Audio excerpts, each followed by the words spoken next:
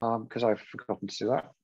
And so we're now recording. If people can continue to keep their microphones muted, that would be best.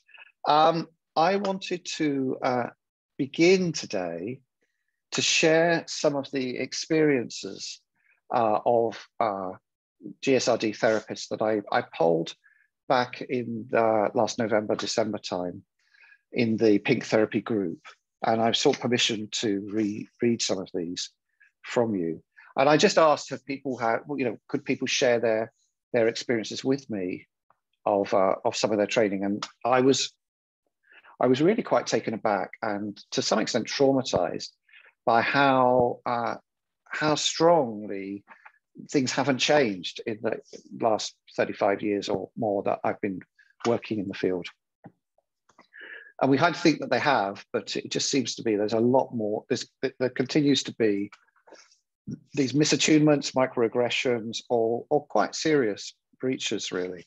So I'll just read you a few. And later on in the day, you'll get a chance in small groups to share some of your own experiences. But I don't want to focus on the negative. What I'm really wanting to do is for us to look at what can we do about this? What recommendations can we give to the trainers of these programs to be making their courses safer and more inclusive for all of the diversities that attend? So I'll read you a few things. My course had a one-day workshop on LGBT issues. The trainer told the class at the start of the workshop he had removed all trans content from the workshop as there wasn't time for it, meaning the whole course now had zero content on trans issues. The content was full of lesbian and bi erasure. He insisted that several male historic figures were gay rather than bisexual, despite them having both male and female partners. My whole experience of this workshop was re-traumatizing. I did make a complaint about him. Anecdotally, I heard the following year, the course didn't have any LGBT content at all. So I guess he got complained about and then said, well, I'm not doing it then. So nothing. I also had a piece of academic work about experiences of biphobia in counselling, marked down as, quote, it was only relevant to a small minority of people. And also experienced microaggressions from other students around my being queer and non-binary. For example, a cishet student telling me how they had not been accepted on placement at an LGBT plus charity as they didn't allow straight people, which was untrue. Somebody else, I'm just responding to your post about traumatic experiences when training to be a therapist. I did my foundation at, name redacted because we're not pointing the finger at anyone here today, which was okay, but they didn't cover anything on discrimination or anti-oppressive practice. But the intake was pretty diverse. I wrote my final essay on working with GSRD clients, and although I didn't feel like anyone there had any expertise in that area on or in working with marginalized people generally, my overall experience was positive. I felt like I was educating my tutor, but she was open to the new ideas and certainly wasn't hostile. Although she did suggest I write an essay exploring why some people end up with non-heterosexual identities. Hard to imagine she would ever have suggested that a straight person write an essay on why people turn out heterosexual. Then I went on to, and it was awful. It was the least diverse place ever. Every single teacher I had was straight, white, middle class, mother. And I think the same was true for 8 out of 12 of the people in my class, others being straight, white, middle class men. This syllabus was entirely straight men, except for one article on the existential model by a white gay man who was arguing that sexuality is entirely a nature process. Whenever I talked about social constructionism as essential to my understanding of myself as queer, I received so much hostility. One student said I was trying to be more unique than anyone else. There were so many more on the incidents like this on the assessed group therapy part of the course. So it was all done in front of the teacher who did nothing. Every time I tried to critique anything in the syllabus from a diversity perspective, they said that I just had a problem with authority because I don't like my dad.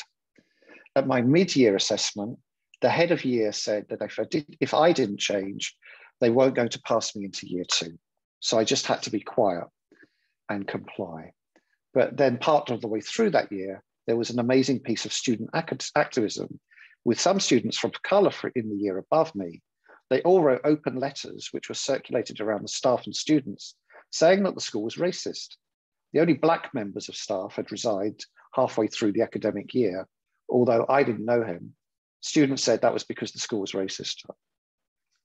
I made an official complaint about one teacher, and she was told that she had to go and pay for private supervision to deal with the issues of power and difference. I have a transcript of that meeting if you'd like to see it. I also have a friend in the year below. Apparently, the same teacher is treating him in exactly the same hostile way that she treated me. So obviously, the school isn't taking it so seriously.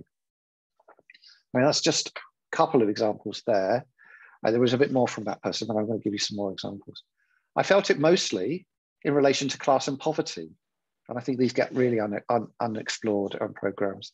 And having a deep feeling of not belonging, fitting in, or mirroring experiences that was similar to mine in a sea of middle-class white women and a middle-class institution overall. Somebody else said, yes, absolutely, especially about being bi and poly. Yes, I was sexually harassed by a faculty member in my training and had to file a formal grievance. It was a nightmare. I challenged a teacher on something. They said that was racist. They reacted by saying that I was just triggered because I felt like a victim because I'm LGBTQ+ and sympathize with their struggle.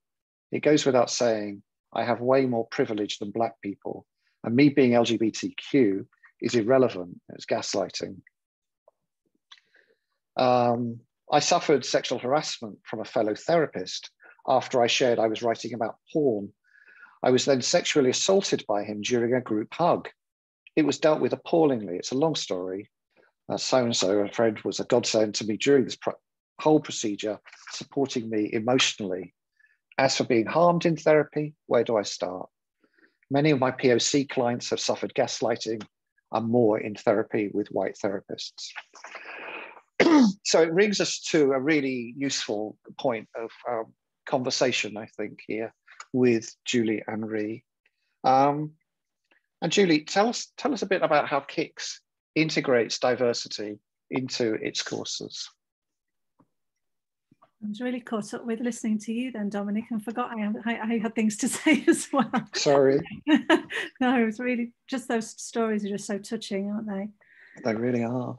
So the first thing I want to say is that I don't want to lay any claim that we've nailed diversity and inclusivity at KICS. I think it's really important that I don't present myself or I'm perceived as someone who thinks I've got this sorted, because you never get this sorted. This is a full-time, long-term, lifelong job. It does require constant work and reflection and commitment. So I'm not saying at all that we've nailed it. I'm saying that we try hard and we try hard to get it right. I've, as you know, Dominic, served with you on the Coalition Against Conversion Therapy group for a number of years. And I run courses on sex and relationship therapy. So integrating GSRD is a no-brainer, really. It's a requirement. Doing it well is another matter altogether, I think. And also thinking about other areas of diversity. So, race, ability, class, financial, economic status, all of those other aspects of diversity, I think we've had to work more consciously and deliberately at KICS, and we're definitely a work in progress. I'm really conscious of all the people that are in this room, and many of you will be diversity teachers, and many of you have lived experience of diversity that be different to mine. So I do worry that what I'm going to say here is going to be blindingly obvious to the majority of you. But in terms of what we do on a practical level to integrate diversity into KICS courses, is essentially we do all of the things that have been captured and detailed on the Pink Therapy course endorsement standards, which would actually apply to any aspect of diversity, not just GSRD. So we have anti-discriminatory policies and procedures in place, including an anti-racism statement. We have specific modules on our 2-year diploma course on GSRD and culture and race and how they influence our work as sex and relationship therapists. But I think almost as importantly, we weave diversity messages through the whole of the course. So, for example, we'll have many of our case studies will be non-gendered, and what that can do is to flush out some unconscious bias in the students. So if you have a case with two clients in intimate partner therapy, for example, and their names are non-gendered, if the students then go into role play and say, so who's going to be the man and who's going to be the woman, it kind of flushes out that assumption that this must be a heterosexual couple. Or if there's been a betrayal, then almost inevitably that person will be gendered as a male, because obviously only men have affairs. So there'll be those kinds of dimensions that when you weave diversity messages throughout the course, helps students to expand on their unconscious bias. And of course we have case studies that represent the people in the room and the people in the world. So we have case studies that represent different religions, races, levels of ability, and so on. So I think it's essential that that students recognise themselves in the course material, and therefore, and if they don't recognise themselves, they get to understand how somebody with a different lived experience to them would the things that they would need as a client. Because of course this is all about leading to good client work as well. We work really hard on culturally sensitive language. We don't always get it right, but we try. We talk about people with penises, people with vulvas, people of colour, birthing people, multi-partnered people, intimate partners instead of couples, those kinds of terms. And when we get it wrong, we listen and take it on board and try again, because that's really essential.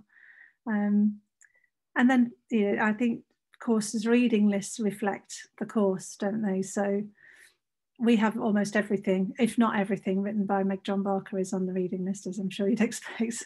Their work is essential. But what I'm really conscious of now is going back through our course materials. Over the last 12 months, we've been reviewing them and trying to notice how westernized and white the material is. Right. Therapy theories are very westernized and white. So we're trying to de-westernize the reading list and de-westernize the course material to include more BAME perspectives. Feels like that's our current kind of focus of work.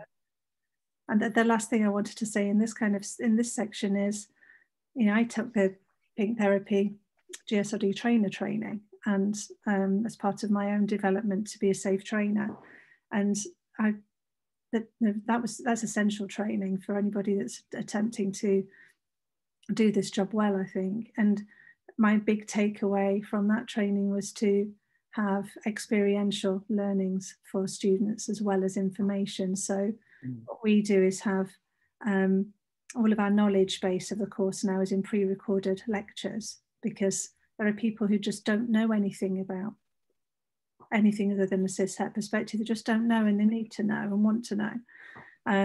But we do that as self-directed learning between modules, so that when people come to the live days, they can be immersed in experiential, because that's where the change. That's great. Yeah, that's really important, I think, as a way of really capitalizing on that experience of being in a room with each other. Yeah, essential. And that was a huge takeaway, as was the Pink Therapy course endorsement process. You helped us to fine-tune what we were doing, and that was valuable. Yeah, we trained about 50, 60 people in that pilot program around the country. So there's a whole bunch of GSRD aware trainers out there now doing stuff. And I think some of them are here today as well. Ree, you're a recent graduate of that program. What was it like for you to be a student therapist there? It was lush. It's funny. When thinking about an answer to this question, I realised how it was all the small things that added up. That's what made it a positive experience for me. I went when I started training at the beginning of 2018. I was comfortable in my non-binary identity at that point, and I was kind of at a point where I was feeling quite brave about it, and I'd got through the clunky part of it, and so I suppose I felt like I had quite a good amount of resilience, which was helpful for me, no matter where I was. Because it's risky going into a room with a whole lot of what might be experienced as cishet people, isn't it? Yeah. You just don't know whether they're going to know how to respond to you or what this means or anything. Yeah. Exactly. And so I'd, first of all, actually, bring up a couple of things that I would like to talk about. But, first of all, when I was researching the courses, again, I also just want to kind of notice how many privilege I also have. I have quite a few privileges, as well as, a couple of non-privileges. Oh, that's a weird word. Don't quote me on that. That was a weird way to say that. When I was looking at courses, I was quite sensitive to language that was used in the way that the course was described. And I remember seeing that I think, I can't remember the exact wording, but that general vibe was that all the identities were taken into account. The fact that they had a module on, one weekend on gender and sexuality, another weekend on culture and disability. But there's also that acknowledgement of multi-partnered relationships. But thinking about these little things, just this is a thing building up towards starting the course. I'd started changing my name, so I was Ree rather than my original name, but it was still showing up on emails and things. And I remember Julie, when we met, she was like, "Is Ree your preferred name, by the way?" She just actually asking that and just asking that small question. It kind of just scraped away a layer of worriedness, I suppose. Just the idea that, I can see one name on your emails and another name where you sign off. So is Ree your name? So, that was a lovely little first impression. And then when I had my interview with Julie, something that really attracted me towards the course was the openness of Julie. And there's this and of course I was like, I talked about being non-binary and things like that. And I think I might have asked a question or two, but I never once saw this panic or fear in her face. And there was just, again, that openness, that receptiveness. And so that's another small thing, just the little things that people who are sensitive to microaggressions would notice. But yeah, so there was also that. But so I think, I'm a fan of Julie's, and she represents, you're not the only person on the course, Julie, of course, but you're the director. So she set a good example. But then on the first day, I didn't know whether I was going to be the only queer on the course team, as you were saying, Dominic. Right. Yeah. And actually, something I hadn't thought about is when you were sharing those experiences at the beginning, is like, oh yeah, because I had studied for a few years before getting to this point, and actually remembering my experiences on my other courses and being the only queer in the room and things like that, and how that I felt automatically excluded from some conversations. Again, that idea of I was always learning with women. They were all women of a certain age who were all mothers and mostly white and things, but not all of them. But so I suppose I entered the course with that kind of like, oh, what kind of people are going to be here? And when we went around the room and introduced ourselves, there was one person who, she was like, I'm polyamorous and I'm pansexual, and that was a part of her identity. And immediately it was like, and just knowing you're not the only one in the room, that's another good thing. Makes a big difference, doesn't it? Yeah. Makes a big difference. Yeah. It does. And then our second day of that first weekend, we did this Kinsey scale exercise. So I'm assuming most people on here would know what that is, but you know, the idea that they can Google it after if they don't. It's fine. Fab. Okay, nice one. Yeah. Thank you. And we brought the Kinsey scale to life, and Julie was saying, okay, so how do you identify when it comes to sexuality? So, you know, heterosexual on one side, homosexual on the other, and so you got to see your other your other peers, and recognize these assumptions that I'd made about people, and that was like, oh, I'm not the only one on this side of the scale, and look at all these people in the middle.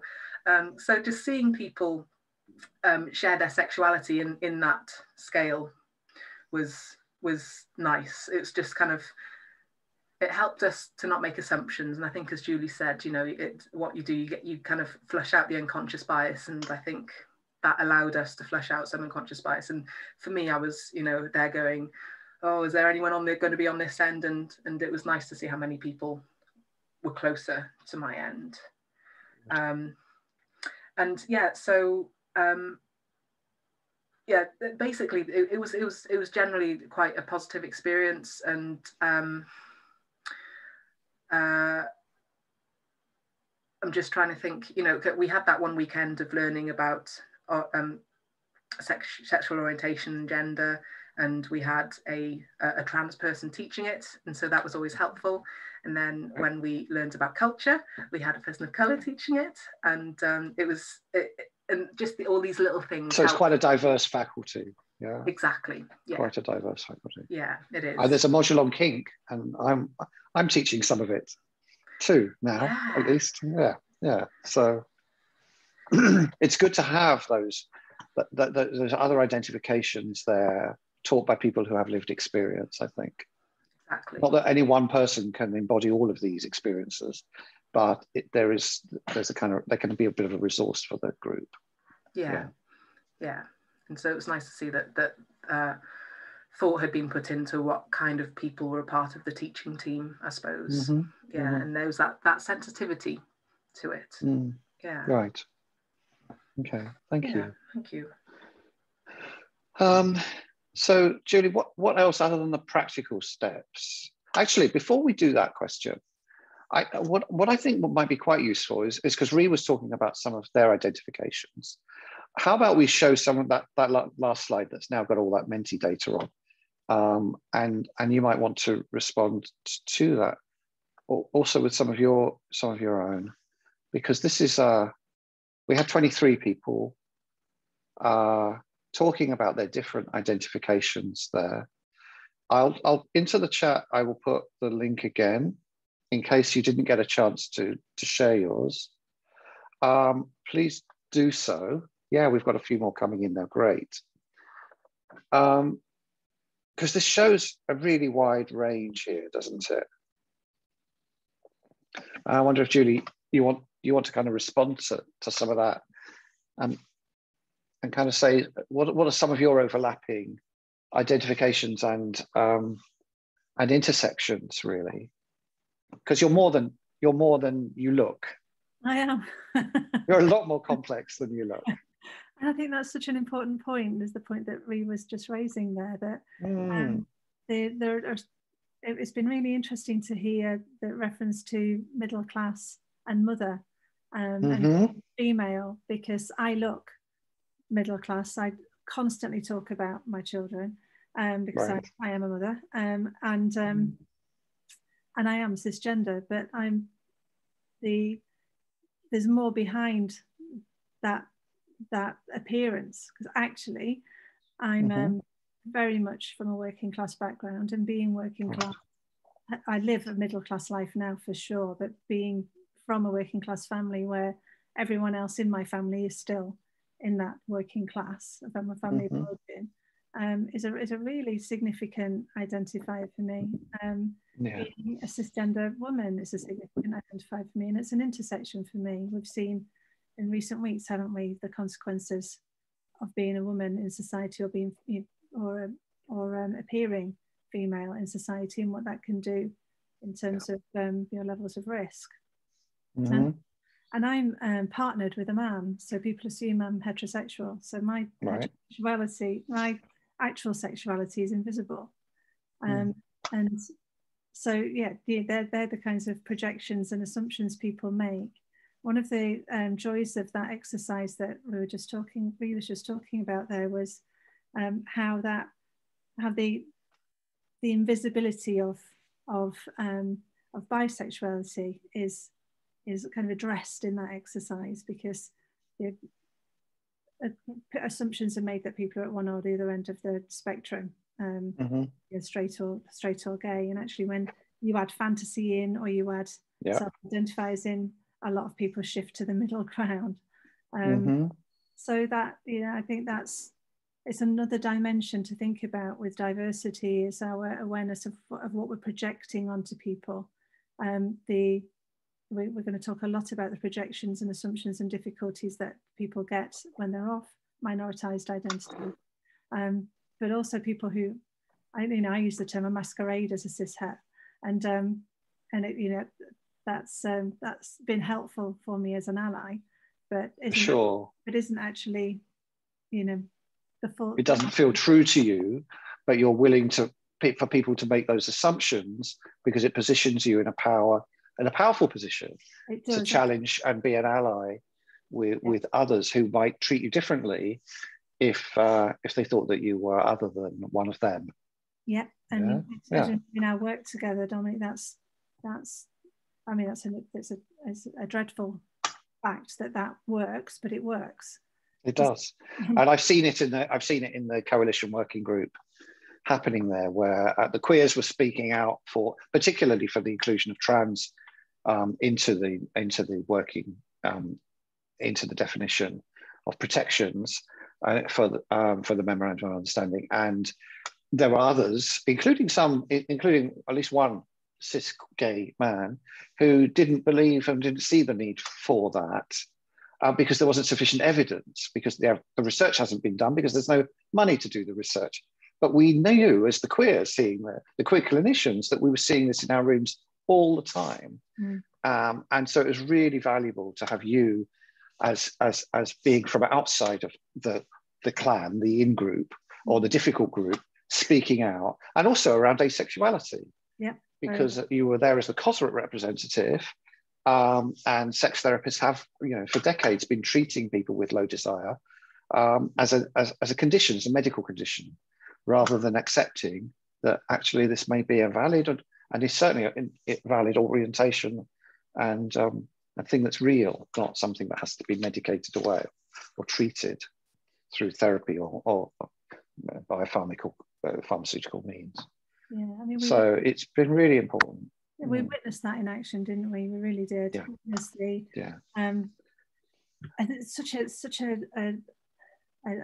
challenging experience to see that people who've suffered microaggressions their whole life and have had to fight for their right to exist, never mind speak, at a table, attempting to present their lived experience and persuade others, and getting, having passion around that, and that passion being interpreted as being difficult, and then and how that perpetuates this kind of perspective of us and them, and it's just such an insight into the way that this works in our profession, which is supposed to be a listening, inclusive profession. Right. I'm stunned by that level of diversity that we've got here. I think that's incredibly exciting. It's a kind of very rich vein. Julie, tell us more about what are some of the practical steps that you've taken to not harm your trainees? Yeah. So in terms of microaggressions and trauma and the like. Yeah. So over and above the practical stuff of doing your training well and thinking about inclusivity properly, none of that is of any value really, unless there's a genuine willingness to create inclusive and safe spaces. And I think those of us who have what appears to be mainstream identities need to sometimes work harder at getting our own work done, so that we do genuinely provide a safe learning space. So to be an inclusive course leader, you've got to do your own work. You've got to study this stuff and educate yourself. You can't educate other people unless you're educated yourself. You can't, you don't know your blind spots until you know your blind spots, and you don't know them until you work on them. Being well intentioned but not well informed is just not good enough.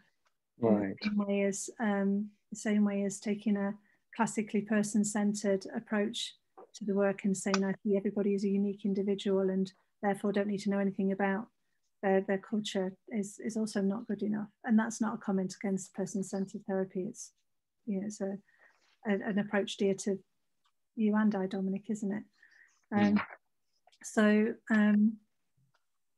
I think the practical steps are important, but the mindset and the determination and the effort that's put in by course leaders and their own work is where it really makes a difference.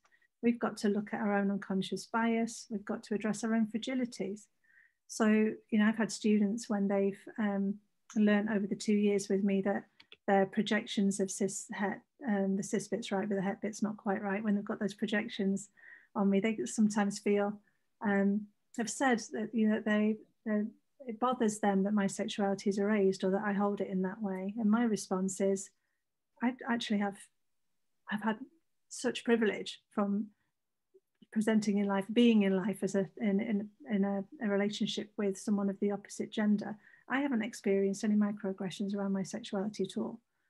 So I have no real right to step into that. I don't have that lived experience. I need to understand other people's lived experiences of that. So it means you have to work harder to overcome your own fragility. So I've never had to think about my race. I've never had to think about my ability in the same way as somebody else might have to. So, this diversity is a messy business, and the conversations are uncomfortable, and people get triggered into shame, and their trauma experiences go off in them emotionally, course leaders as well as students. And we need to model on courses being able to handle it. You've got to build your resilience to handle it and hold the space. And one of our teachers is here in the room, is Rima Hawkins, if you don't mind me waving at you, Rima. Rima and I were teaching our cultural diversity module recently, and I really noticed that my students were unnaturally quiet for them. They were really quiet, really. And I was saying to him, I'm not sure if they're not engaged in the material or something's preventing them. And Rima named it. And Rima stepped in and said, why is everyone so quiet? And they were quiet because they were afraid. They were uncomfortable. The majority identity people had been in so many settings where discussions around race had been volatile or shaming, or they were just frightened and ill-equipped to speak properly, that we had to have the resilience to open that door for them to walk into. Right. And I think it's what I'm really conscious of on my trainings, and that will be the same for whether it's a core therapy training or a specialist training, is as course leaders, or the teacher of that particular module, you need to hold the safety frame for everyone in the room. So you have people there who don't know much about diversity at all because they've got mainstream identities and are afraid of getting it wrong. And then there are people who are likely to know more about these themes than you do as the teacher, because we can't be an expert in everything and we don't have experience in everything. And one of the worst outcomes of a diversity training is the so-called mainstream students being so terrified of getting anything wrong that they just exit the debate, exit the discussion, exit the client base, exit the students that have those identities. They kind of cluster.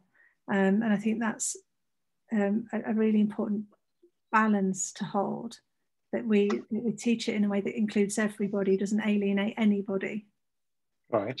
Bit of an effort to do, that's for sure. Well, and also the queer students are coming to the course with a lived experience of being pathologized and may well be quite hypervigilant to any sign of of pathologization or discrimination or lack of inclusivity, no matter how well-intentioned how good your intentions are. And so I don't know for myself, we're scanning for this. Yes. Is this going on here? And what about that person over there? And they looked at me in a funny way, and the teacher didn't pick up on it. And it can blow out. It can blow up, can't it? It can. And that, when we was talking about their experience of an interview with me, and me not having any kind of panic or flinch when they talked about their gender identity, I had no idea that was happening. Really reinforced exactly what you're saying. I've really learned I'm learning as a course leader, the importance of seeing the trauma behind the student behaviour. We need to see. I think this is a really important point. Yeah, we need to see the trauma behind the student behaviour, because otherwise these discriminatory experiences are perpetuated time and again.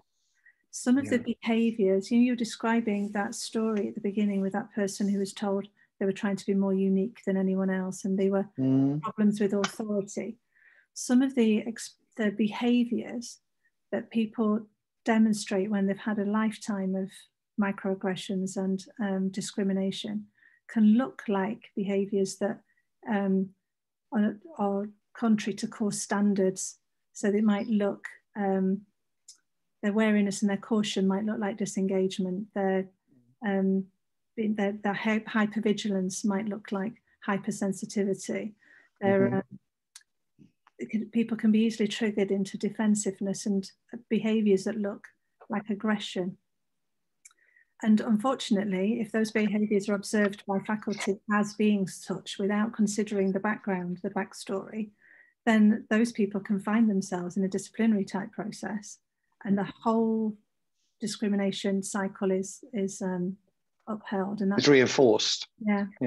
Completely breaks my heart that can happen. And it's the course leader's responsibility to see that that's happening, and be the one who's big enough to think, what's going on behind there, and resilient enough to take the difficulty, to manage the difficulty. When you're very, very well intentioned and you still get stuff wrong, or I found myself in conversations that I think, well, what's happening here? I don't know what's happening here, because the backstory for the other person is being triggered. I'm having a conversation about straightforward feedback as far as I'm concerned, and they're having conversations about it's been amplified by prejudice, and it's my job to see that. So they're the kinds of things I've learned. The practical, doing a good job of being a teacher is one thing, but it's about the heart and the soul of it, really, and noticing that these pernicious patterns can be at play. So really, what advice would you give to students who might have experience of feeling excluded and pathologized, or just erased or stereotyped? How on their courses, what words might you kind of offer to them to kind of address some of this? Yeah, it's difficult because I suppose if you have marginalized identities, there's always that fight of how much resilience have I got today? How much can I put up with? How many spoons have I got? How many spoons, to exactly. do this? Yes, yeah.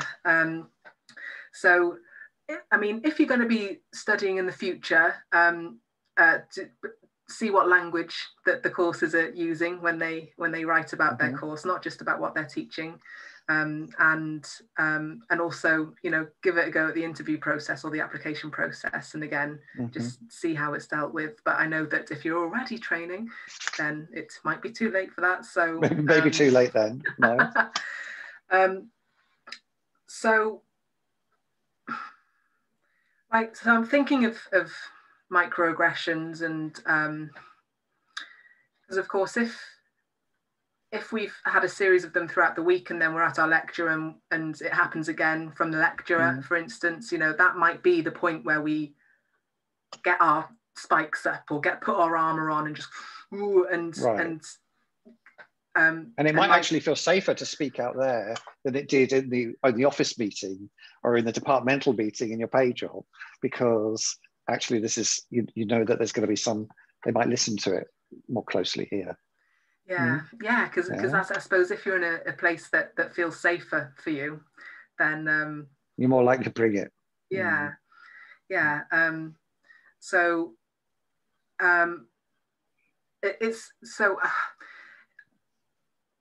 It's about, like, what battles do you pick, and why should you have to stand up for yourself all the time? So because I often feel like that pain in the arse trans person in the room that tends to kind of go, well, you said ladies and gentlemen, hello, kind of thing. But what am I trying to say? So I suppose speaking up is, for people who just don't feel like they can speak up, then you try to speak up more. Of course, now as a relationship therapist, I'm always telling people to communicate helpfully, to talk in a helpful way. And did you feel you had support from your peers, like from the other queers on the course, that you could, if you were feeling like there was something going down, you could talk about it together in the break and say, did you notice that? What can we do about this? Or how might we address this? Was that useful, or did that happen? Yeah, I think because I happen to have I'm very fortunate to have been in an awesome group of students, and I think some of us can kind of notice when someone else is flagging, and they might stand up or just use a bit more strength or use more spoons for that person. But you see, the thing, I mean, if you're okay, this is because it's funny, because this question, what advice do you give? And I know that it's very difficult to give black and white advice, because we're all going into it differently. But if, for instance, something that KICS does, Contemporary Institute of Clinical Sexology, is ask for feedback at the end of every module, and so that's a safe place to be able to give feedback. If you haven't got the spoons to bring it up in person, just write that down. But also, if you can talk to the person, it's even better, because tone can be missed in an email, for instance, and on paper. Sure. And I feel like, because tone is missed on an email, I think people can get quite defensive quite quickly, I think, on both sides. So sorry, I've got a lot of things to say, but I know it depends on who you are, of course, and how many intersections your identities cross. But something else I think of is, if you know that there's a member of the faculty who is more open, who is more well-intentioned and well-informed, that's probably a good person to talk to begin with, rather than the person who, rather than the lecturer who, you see, this is my opinion though, rather than the lecturer who said something homophobic, is talk to the nice lecturer who is good, and say, oh, I noticed that, what do you think? But again, just saying these things out loud, I'm just thinking, oh, there's the nice, well-intentioned lecturer getting all of the stuff from the students. Yeah, but that's part of their job. Yeah, that's part of their job, and they can talk to their colleague as well about it too. It doesn't have to be just the student coming from the students. It can be coming from their colleagues.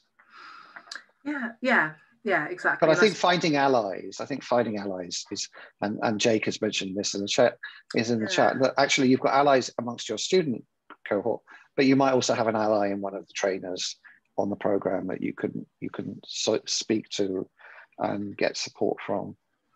And I think one of those things that Pink Therapy's been doing, and we've recently relaunched it, is the mentoring scheme. So we've got a whole series of people who have qualified in various programs now offering to support people who might be in training, wanting a bit of extra support to talk about, well, this is going down on my course and I don't know how to deal with it. And we've got more mentees than we have mentors, unfortunately. So if you are up for being a mentor in particular, you'll see something on the training site, on the pinktherapy.org site, to volunteer yourself. But because I think that can be, it's like building a sense of community around you to hold you up and get you through these things. And I think your program, you were quite privileged compared to some of the people who are in the room, I think, on their programs.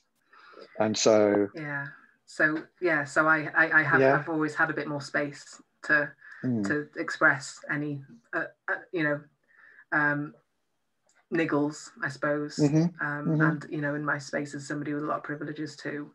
Absolutely. Look to your peers for support too. And but I think it can be quite easy to absorb.